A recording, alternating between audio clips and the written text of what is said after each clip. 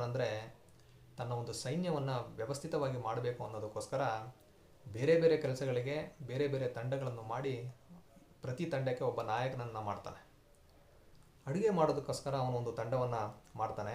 ಅಲ್ಲಿ ತುಂಬ ನಂಬಿಕಸ್ಥರನ್ನು ಮಾತ್ರ ನೇಮಿಸ್ಕೊಳ್ತಾನೆ. ಯಾಕಂದರೆ ತನ್ನ ತಂದೆಯನ್ನು ಶತ್ರುಗಳು ವಿಷ ಇಟ್ಟು ಕೊಂದದ್ದು ಅವನಿಗೆ ಜ್ಞಾಪಕದಲ್ಲಿರುತ್ತೆ. ಆದ್ದರಿಂದ ಆ ರೀತಿ ಏನು ಅನಾಹುತ ಆಗಬಾರ್ದು ಅನ್ನೋದಕ್ಕೋಸ್ಕರ ತುಂಬ ನಂಬಿಕಸ್ಥರನ್ನು ಈ ಅಡುಗೆ ಮಾಡುವ ತಂಡದಲ್ಲಿ ಸೇರಿಸ್ಕೊಳ್ತಾನೆ.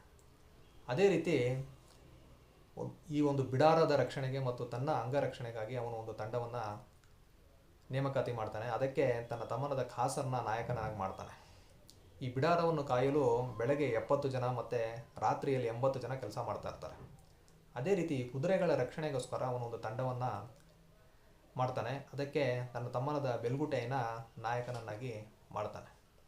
ತನ್ನ ಸಾಮ್ರಾಜ್ಯವನ್ನು ತುಂಬ ಪ್ರಬಲವನ್ನಾಗಿ ಮಾಡಬೇಕು ಅನ್ನೋದಕ್ಕೋಸ್ಕರ ಅವನು ಸೈನಿಕರನ್ನೆಲ್ಲ ನೇಮಕಾತಿ ಮಾಡಿ ಅವರಿಗೆ ಬಿಲ್ಲು ವಿದ್ಯೆಯನ್ನು ಕಲಿಸ್ತಾನೆ, ತುಂಬ ತರಬೇತಿ ನೀಡ್ತಾನೆ. ಹೀಗೆ ತನ್ನ ಸೈನ್ಯವನ್ನು ಅವನು ಪ್ರಬಲವನ್ನಾಗಿ ಮಾಡೋದಕ್ಕೆ ತುಂಬ ಶ್ರಮ ಪಡ್ತಾನೆ. ಮಂಗೋಲಿಯದಲ್ಲಿದ್ದಂತಹ ಈ ಸಣ್ಣ ಸಣ್ಣ ಜನಾಂಗದವರೆಲ್ಲ ಒಂದು ಟೆಮೂಜಿನ್ ಕಡೆ ಸೇರಿಕೊಳ್ತಾ ಇದ್ರು, ಇಲ್ಲ ಜಮ್ಮುಕ ಕಡೆ ಸೇರಿಕೊಳ್ತಾ ಇದ್ರು. ಇವನ್ನ ಬಿಟ್ಟು ಕೆಲವು ಜನಾಂಗದವರು ಸ್ವತಂತ್ರವಾಗಿ ಯಾರ ಜೊತೆನೂ ಸೇರದೆ ಇದ್ದರು. ಇವರ ಮೇಲೆ ಟೆಮೂಜಿನ್ ಕಡೆಯವರು ಇಲ್ಲ ಅಂದರೆ ಜಮ್ಮುಕ ಕಡೆಯವರು ದಾಳಿ ಮಾಡ್ತಾಯಿದ್ರು.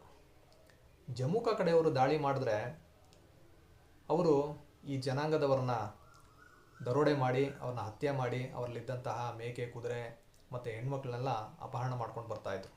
ಟೆಮೂಜಿನ್ ಕಡೆಯವರು ದಾಳಿ ಮಾಡಿದ್ರೆ ಅವರು ಆ ಜನಾಂಗದವ್ರನ್ನ ತಮ್ಮ ಜನಾಂಗದವರೊಂದಿಗೆ ಸೇರಿಸ್ಕೊಳ್ತಾ ಇದ್ರು. ಅವರ ಆಸ್ತಿ ಸಂಪತ್ತಿಗೆ ಏನೂ ಹಾನಿ ಆಗದ ಹಾಗೆ, ಹೆಣ್ಣು ಮಕ್ಕಳಿಗೆ ಯಾವುದೇ ತೊಂದರೆ ಕೊಡದೆ ಅವನ್ನೆಲ್ಲ ತಮ್ಮ ಜನಾಂಗದವರೊಂದಿಗೆ ಸೇರಿಸ್ಕೊಳ್ತಾ ಇದ್ರು. ಈ ರೀತಿ ಮಾಡ್ತಾ ಇದ್ದರಿಂದ ಜನರಿಗೆ ಟೆಮೂಜಿನ್ ಮೇಲೆ ಮರ್ಯಾದೆ ಹೆಚ್ಚಾಗುತ್ತೆ.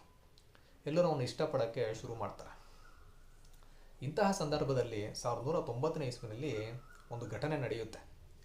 ಟೆಮೂಜಿನ್ಗೆ ಬೆಂಬಲ ನೀಡ್ತಿದ್ದಂಥ ಒಂದು ಜನಾಂಗದವರ ಮೇಲೆ ಜಮ್ಮುಕ ಕಡೆಯವರು ದಾಳಿ ಮಾಡ್ತಾರೆ. ಹಲವರನ್ನ ಹತ್ಯೆ ಮಾಡಲಾಗುತ್ತೆ. ತಪ್ಪಿಸ್ಕೊಂಡು ಹೋಗೋಕ್ಕೆ ಪ್ರಯತ್ನ ಪಟ್ಟವನ್ನೆಲ್ಲ ಸಾಯಿಸ್ತಾರೆ. ಒಂದು 70 ಜನ ಇವರು ಉಳ್ಕೊಳ್ತಾರೆ. ಈಗ ಈ 70 ಜನವನ್ನು ಇವರು ಏನು ಮಾಡ್ತಾರೆ ಅಂದರೆ ಹಿಂದ್ಗಡೆ ಕೈನ ಕಟ್ಬಿಟ್ಟು ಮಂಡಿಯೂರಿಗೆ ಉಳಿತಿದ್ದಾರೆ. ಅವರ ನಾಯಕ ಸಹ ಅಲ್ಲಿದ್ದಾನೆ. ಆಗ ಜಮ್ಮುಕ ಅಲ್ಲಿ ಬಂದು ಆ ನಾಯಕನನ್ನು ನೋಡಿ ತನ್ನ ಸೈನಿಕನಿಗೆ ಹೇಳ್ತಾನೆ, ಇವನ ತಲೆಯನ್ನು ಕತ್ತರಿಸು ಅಂತ. ಆ ನಾಯಕನ ತಲೆಯನ್ನು ಕತ್ತರಿಸಲಾಗುತ್ತೆ. ನಂತರ ಏನು ಮಾಡ್ತಾರಂದರೆ ದೊಡ್ಡದಾದ ಒಂದು ಪಾತ್ರೆ, ಸುಮಾರು 4 ಪಾತ್ರೆಗಳು, ಅದನ್ನು ಒಂದು ಒಲೆ ಮೇಲೆ ಇಟ್ಟು ಅದರ ತುಂಬ ನೀರು ಹಾಕಿ ಚೆನ್ನಾಗಿ ಕುದಿಸ್ತಾರೆ. ಈ ಕಡೆ ಇದ್ದ 70 ಜನಕ್ಕೆ ಒಂದು ಮರಣ ಭೀತಿ. ಜಮ್ಮುಕ ಹೇಳಿದವ್ರನ್ನೆಲ್ಲ ಆ ಸೈನಿಕರು ತೆಗೆದುಕೊಂಡು ಬಂದು ಆ ಕುದಿಯುವ ನೀರಿನಲ್ಲಿ ಹಾಕಿ ಸಾಯಿಸ್ತಾರೆ. ಇಂತಹ ಒಂದು ಭೀಕರವಾದ ಕೃತ್ಯವನ್ನು ಜಮ್ಮುಕ